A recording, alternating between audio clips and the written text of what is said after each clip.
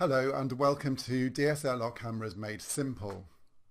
I read a really interesting article a few days ago about microwave ovens, saying that they were well known for being one of the most complicated to use household appliances.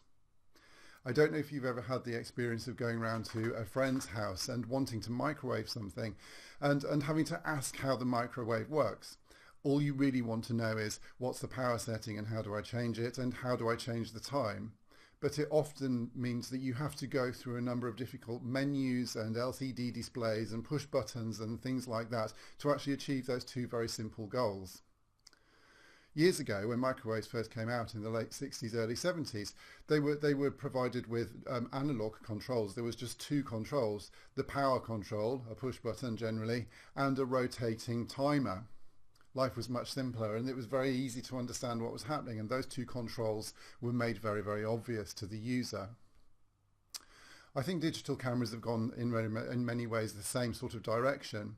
Really, there are only two or three vital controls on a digital camera, but they're hidden. They really are hidden in this sort of black magic box of dials and knobs and displays and complicated user manuals.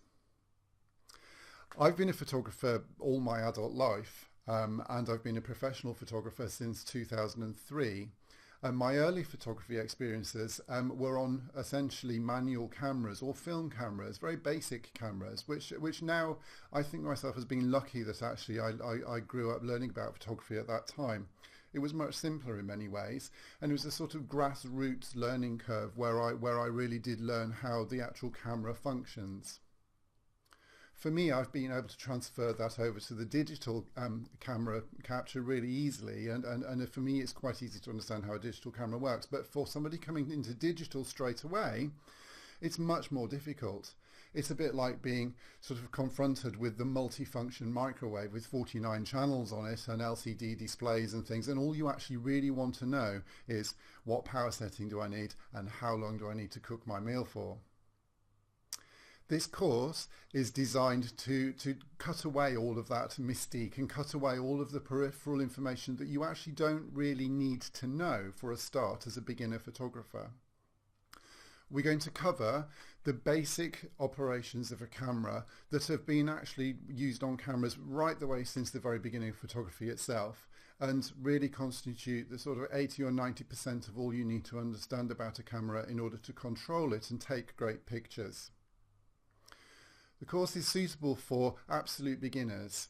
I'm really clear that I want it to be as simple and as easy to understand as possible, and for you to gain an understanding of how your camera works and for you to gain confidence in that by the end of the course.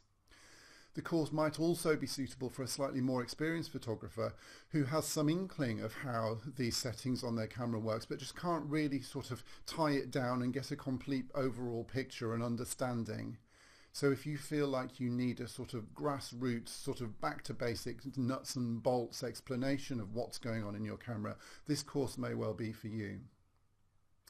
We're going to start off by looking at very simple basic cameras. We're going to look at pinhole cameras, in fact, which are light years away from the technological wizardry of the digital SLR. But if you can understand how one of those really basic cameras works, maybe even explore on and take pictures with it at some point, you really are a massive way along the road to understanding how your much more complicated digital camera works. In the first section of the course, we will look at how the pinhole camera works.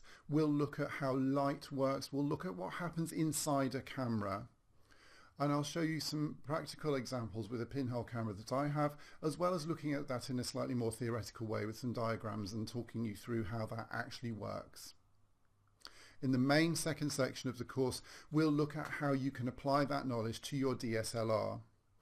And my intention here is for you not to be concerned with things that the camera can actually pretty well look after it by itself, but to concentrate on the basic elements that will really make you a better photographer. So we'll set up the camera in a sort of win-win situation for you. I'll talk you through that in terms of letting the camera sort of automatically take care of less important things, and making sure that you understand and control really important creative elements of the camera settings and relate that to your pictures. There's also going to be some sections where there's some practical tasks for you to do, some suggestions of photographs to take, and also there's a couple of takeaway sheets as well that you can refer to while you're actually out with your camera taking photographs. I really hope that you enjoy taking this course and that it's the start of a big understanding of how photography works, and that it really is the sort of thing that opens the floodgates to your creativity. I think hopefully by the end of the course there will be several light bulb moments where you go, oh, this is really not as complicated as I thought, and my goodness, this is, you know, I now get it. The light bulbs will go on hopefully, and it'll be exciting, and that technical understanding really is the key to sparking your creativity, and you being able to really express yourself a lot more creatively and with a lot more control in your actual photographs yourself. I can't wait to get started, so I'll see you in the next video.